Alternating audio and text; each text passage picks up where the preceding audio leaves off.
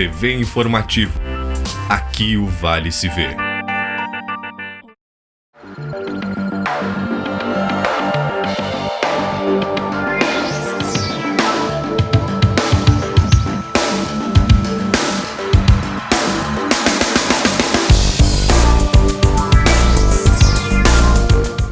Olá, Câmara de Lajeado aprova projeto que faz aviso de irregularidade no rotativo virar crédito para estacionamento. Este e outros assuntos você confere a partir de agora no Redação Informativo.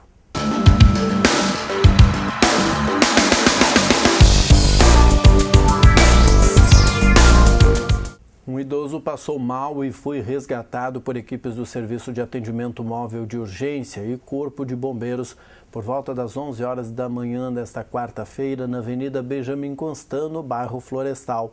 Funcionários de um estabelecimento comercial em frente ao prédio onde o homem mora perceberam a situação e acionaram o socorro. Eles usaram uma escada para subir pela sacada e abrir a porta para as equipes do SAMU e bombeiros. O homem estava caído na sacada da residência.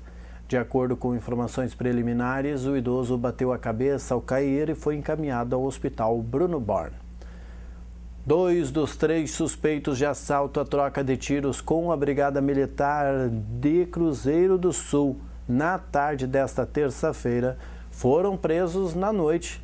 Um deles, de 24 anos e morador do bairro Jardim do Cedro, era apenado do regime aberto e foi assinar o livro de presença no Presídio Estadual de Lajeado, sendo reconhecido e detido por volta das 8 horas da noite.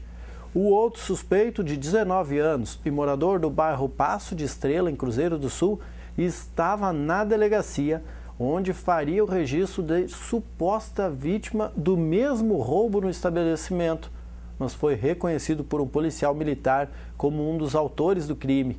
Os dois foram autuados em flagrante e conduzidos ao sistema prisional. O terceiro participante do assalto não foi encontrado, mas já foi identificado pelos investigadores. Um jovem de 19 anos foi preso apontado como autor de um roubo ao mini-mercado localizado na rua Marechal Deodoro, no centro de Lajeado. Foi às 5h30 da tarde da terça-feira. A Brigada Militar foi informada da situação de que 2 indivíduos teriam efetuado o assalto e fugido em 2 bicicletas. Nas buscas, os policiais avistaram um deles. Ao perceber a guarnição, o suspeito tentou se livrar da mochila que carregava para fugir, mas foi detido.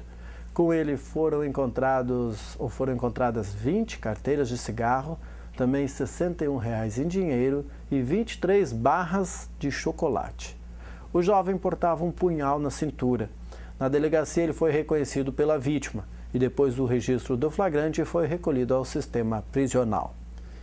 E a Polícia Civil investiga um assalto a um posto de gasolina no bairro Jardim do Cedro. O crime ocorreu no domingo e a comunicação da ocorrência à polícia foi feita na terça-feira à tarde. No assalto, 2 homens armados invadiram o posto por volta da 1h da tarde e levaram aproximadamente R$ 2.000 em cigarros, R$ 400 em espécie, além de estopas de polimento de veículo, cera, massas de polir e perfumes para carro. A dupla estava de capa de chuva preta e capacete e fugiu em uma moto cinza. Suas características e a placa da moto foram informadas à polícia para auxiliar nas investigações. Acompanhe agora o comentário do advogado e secretário da Fazenda, José Carlos Bulé. Olá, retomando então o tema da questão da alteração eleitoral, retomamos agora então a questão dos cargos do Legislativo. Os candidatos que concorrerem a esses cargos, a senador, deputado federal, deputado estadual ou distrital, e também vereador, poderão empregar até 70% do maior gasto contratado na circunscrição para o respectivo cargo na última eleição. Falamos então, está distante ainda, mas na questão de eleições presidenciais, como foram necessárias então 2 turnos para a escolha de presidente da República na eleição passada, de 2014, evidentemente os novos candidatos a chefe do Executivo Federal, na próxima eleição, que deverá ocorrer em 2018, só poderão assumir compromissos que custem até a metade do maior gasto declarado no ano passado. A questão da Justiça Eleitoral, então, terá que atualizar esses valores. Evidentemente, até chegar essa época, haverá, então, uma atualização e que utilizará os Índices Nacional de Preço Consumidor, o famoso INPC, que é definido pelo Instituto Brasileiro de Geografia, o IBGE, ou por outro índice que o substituir. Também caberá, então, nesses casos, à Justiça Eleitoral dar a devida publicidade aos limites de gasto para cada cargo eletivo, até então, com prazo definido, até 20 de junho do ano da eleição. Basicamente são essas alterações pontuais na questão eleitoral e importante esclarecer aos futuros candidatos que houve mudanças bem substanciais e é importante então observar essas alterações sob pena de desaprovação de contas no efetivo exercício da eleição. Muito obrigado. O Legislativo aprovou terça-feira por unanimidade 4 projetos de lei que alteram o sistema de estacionamento rotativo de Lajeado. As propostas são de autoria dos vereadores Carlos Eduardo Hanze, do PMDB, Sérgio Knipoff e Sérgio Rambo, ambos do PT.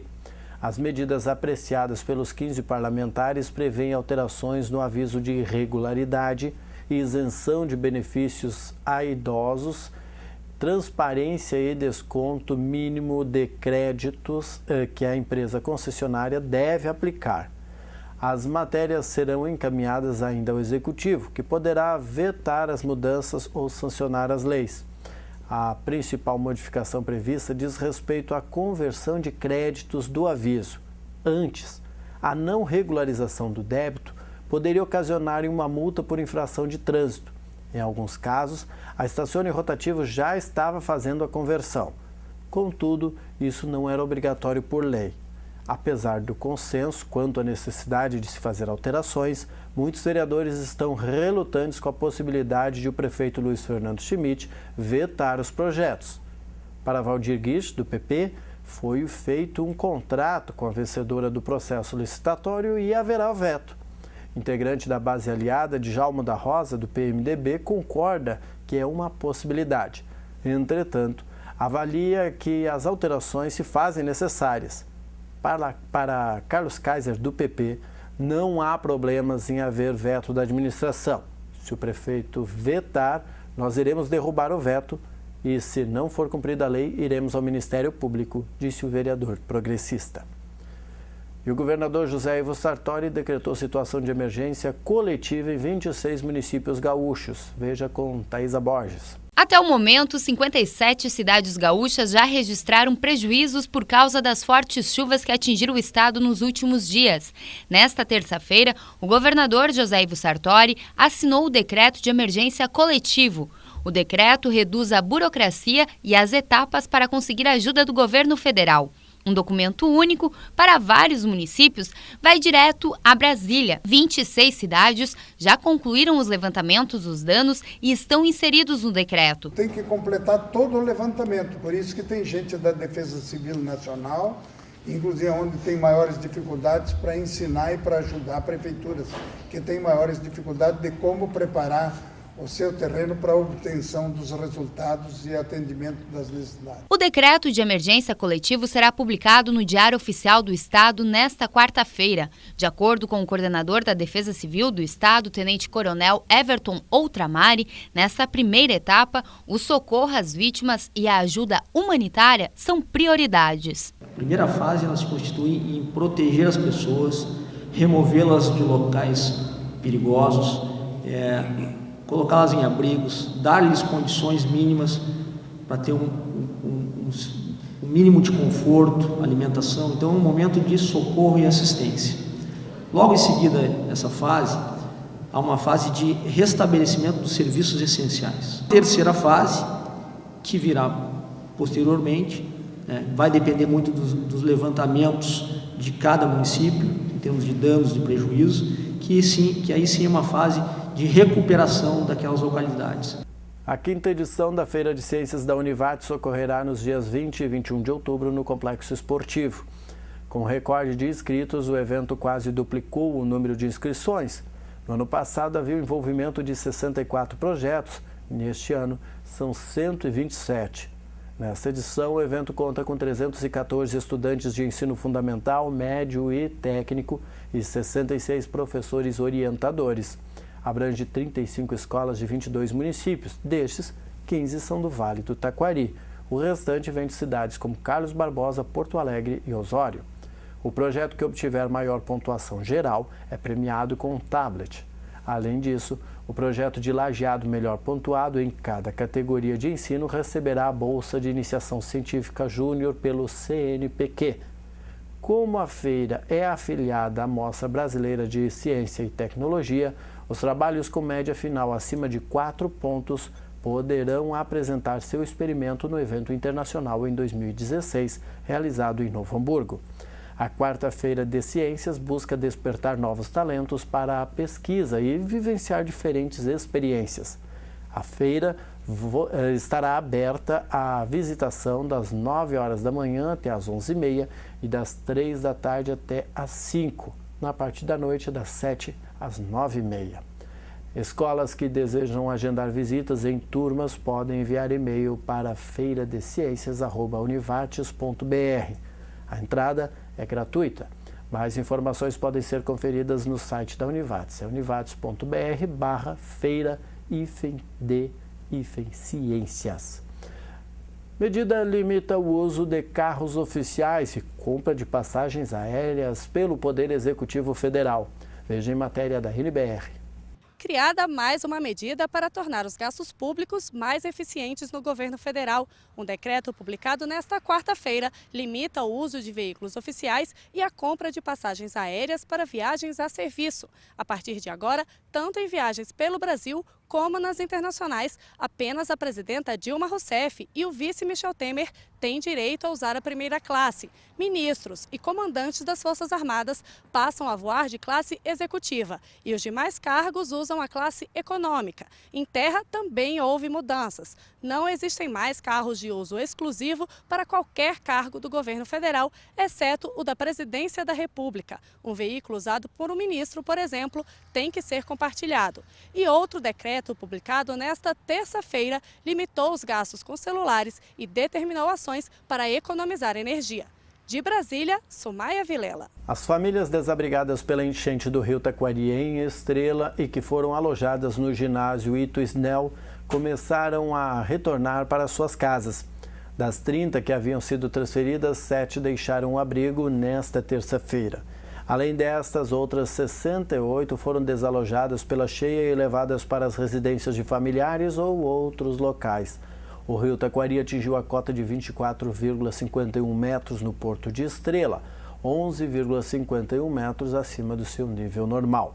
Durante todo o fim de semana e feriado desta segunda-feira, a Coordenadoria Municipal da Defesa Civil e equipes da Secretaria de Obras Públicas trabalharam para verificar a situação de estradas e pontes que foram atingidas pelas águas.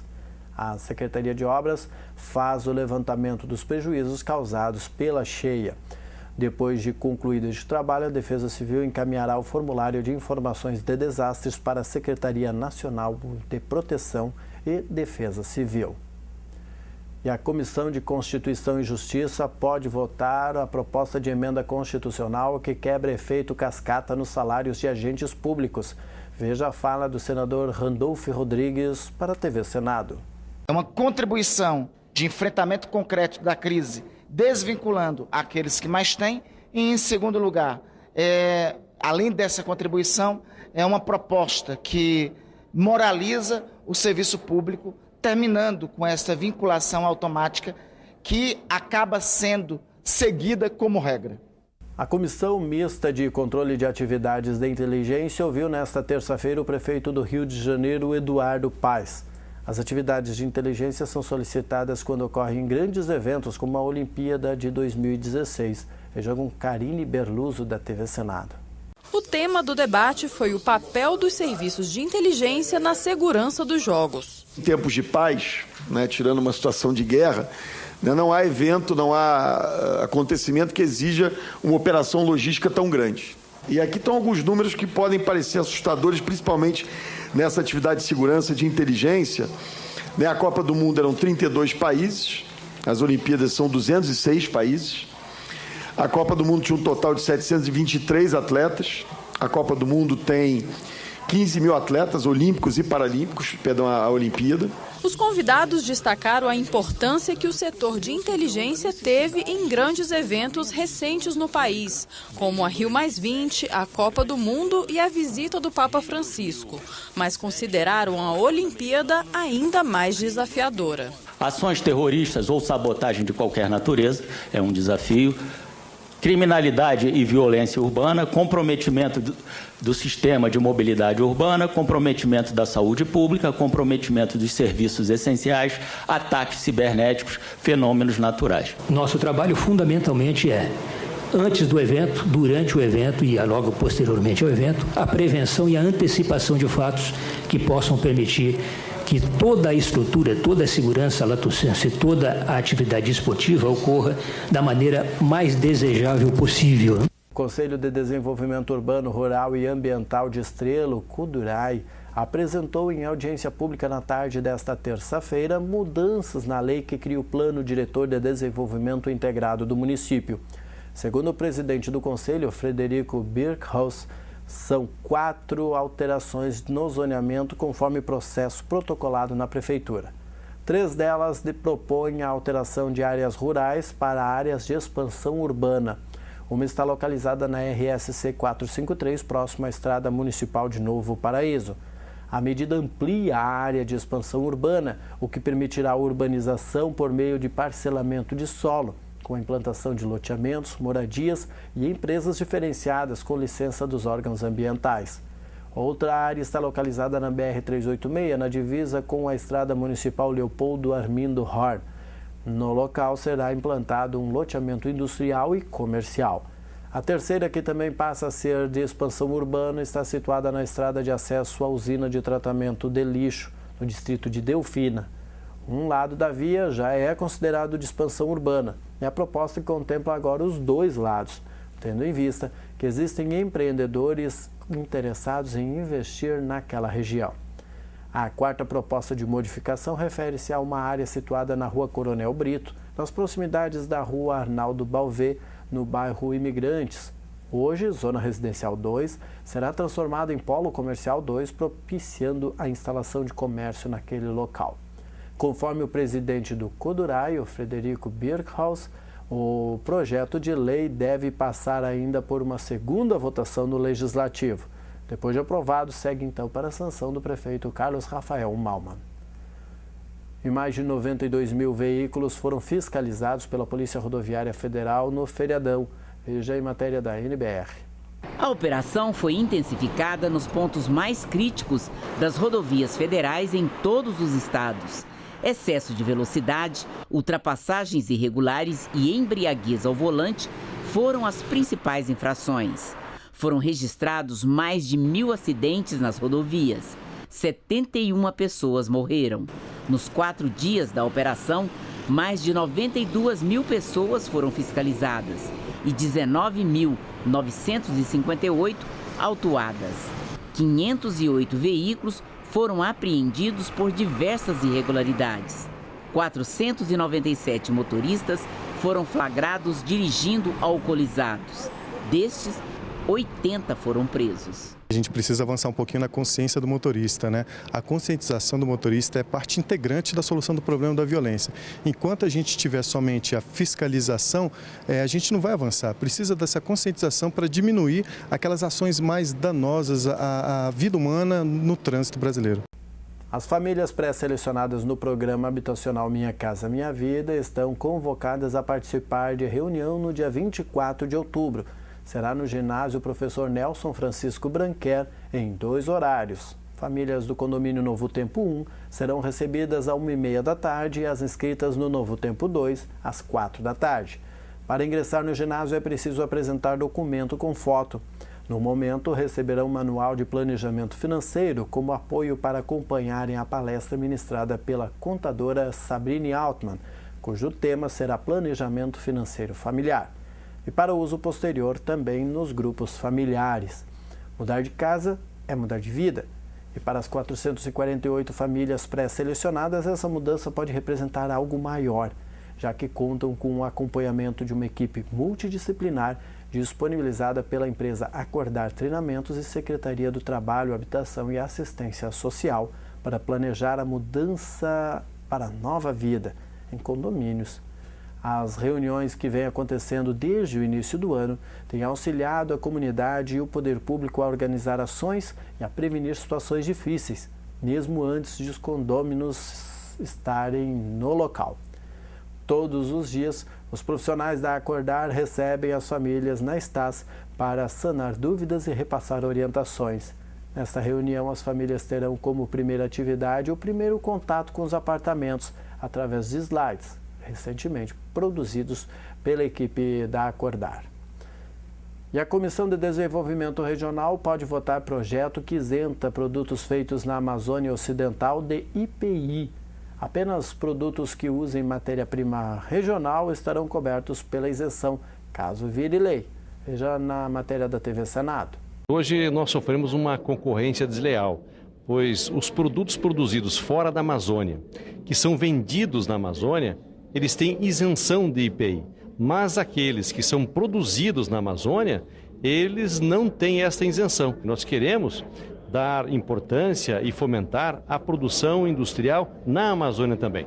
O preço pago ao produtor independente no Rio Grande do Sul, produtor de suíno, recuou 10 centavos conforme pesquisa semanal da cotação do suíno, milho e farelo de soja, feita terça-feira pela Associação de Criadores de Suínos do Rio Grande do Sul, a AXURS, com apoio exclusivo da MSD Saúde Animal, empresa parceira da suinocultura gaúcha.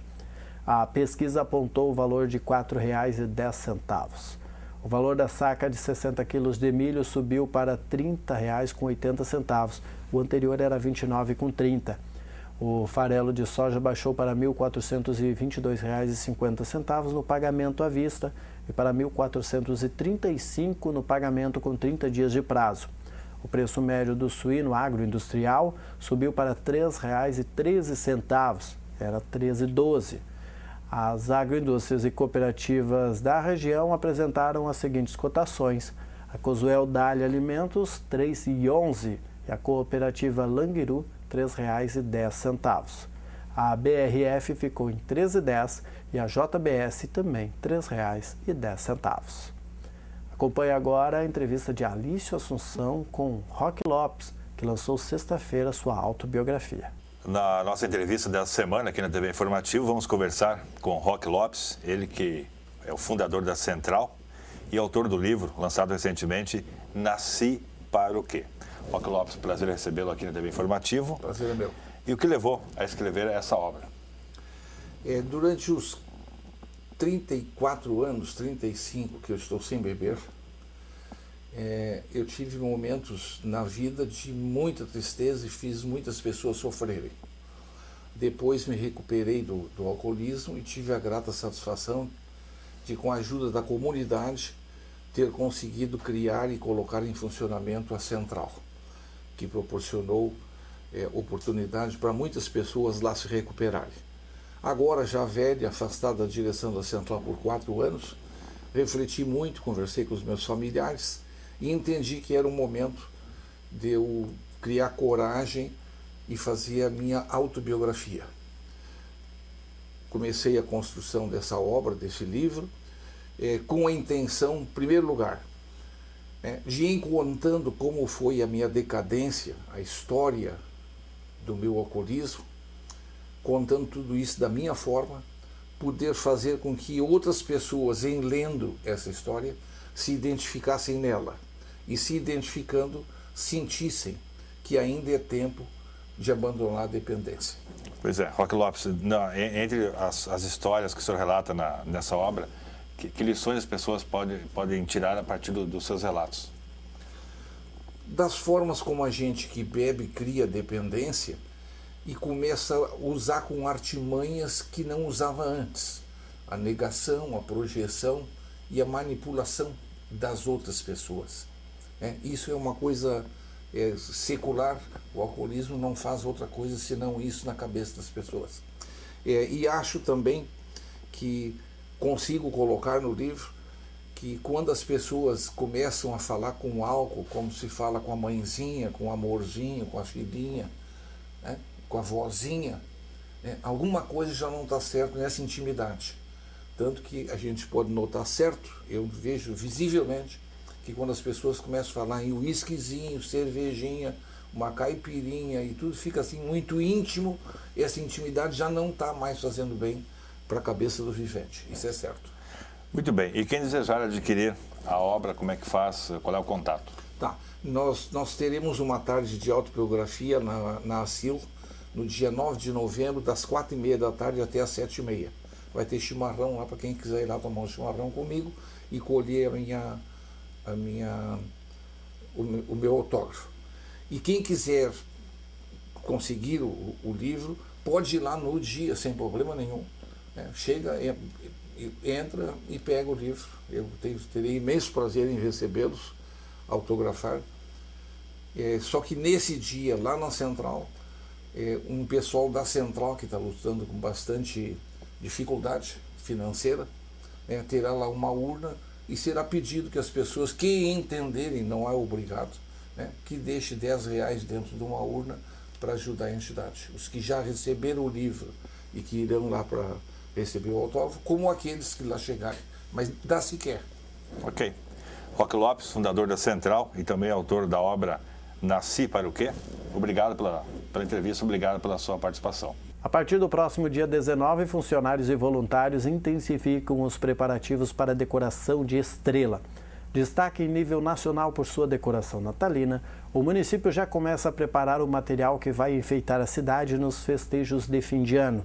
Servidores deram início esta semana à separação e limpeza das faixas, guirlandas e outros objetos que vão embelezar e deixar a cidade mais bonita para as comemorações.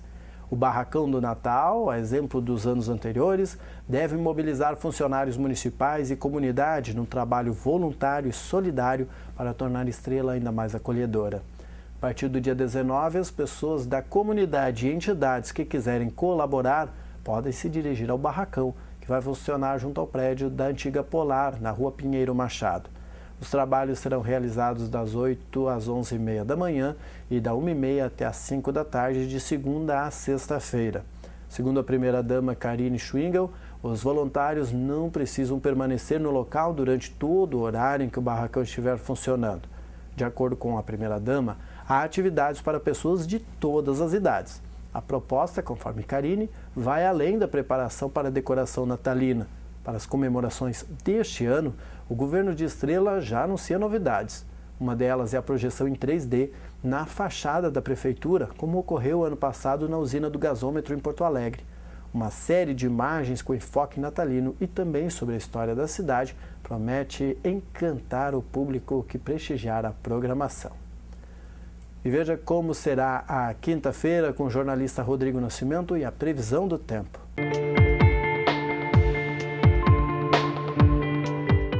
Olá, esse é o Boletim do Tempo para a Redação Informativo, com a previsão desta quinta-feira para o Rio Grande do Sul e também o Vale do Taquari. E nesta quinta-feira, as temperaturas sobem em toda a região. As máximas rondam a casa dos 30 graus. E durante o dia, a tendência é de um tempo seco, com aumento de nebulosidade. Em algumas cidades deve chover no fim do dia, em outras até à noite. Mas certo mesmo é que o calor anuncia a chuva por conta da entrada de uma frente fria no Rio Grande do Sul, trazendo essa instabilidade que já está há alguns dias rondando aqui nossa região. Então, o amanhecer deve ser de tempo bom, tempo seco em todos os municípios, e ao longo do dia vai aumentando essa quantidade de nuvens e a chuva pode chegar no início da noite em algumas cidades e com alerta de tempestade.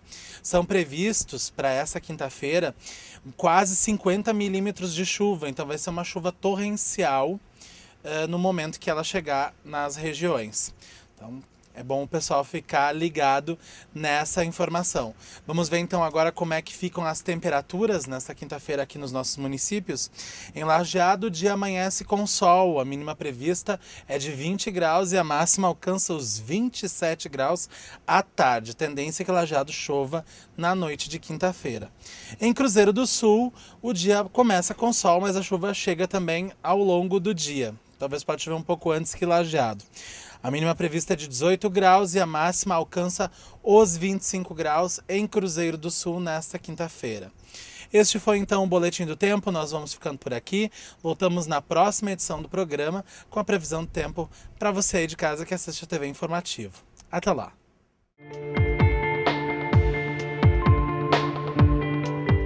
O atual cenário econômico do Brasil exige cautela e planejamento. Duas iniciativas que a Docile sempre colocou entre as suas prioridades. Se hoje a empresa de Lajeado vive um bom momento no mercado de candies, isso se deve graças ao olhar a longo prazo que a marca direcionou em seu negócio. Como resultado, a Docile, hoje, a maior produtora de pastilhas da América Latina e a segunda no ranking de balas de goma do Brasil, segue colocando em prática os seus projetos como a construção de um novo parque industrial em Pernambuco, que deve estar em pleno funcionamento até o primeiro semestre de 2016 e mantendo as suas atividades com o mercado exterior.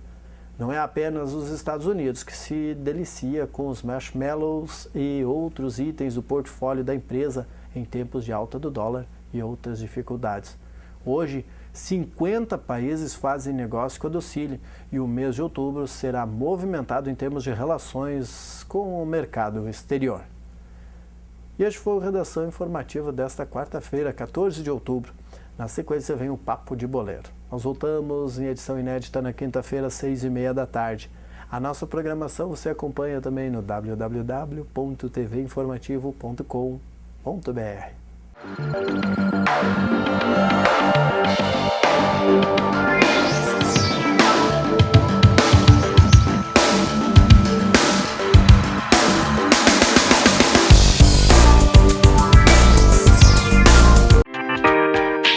TV Informativo. Aqui o Vale se vê.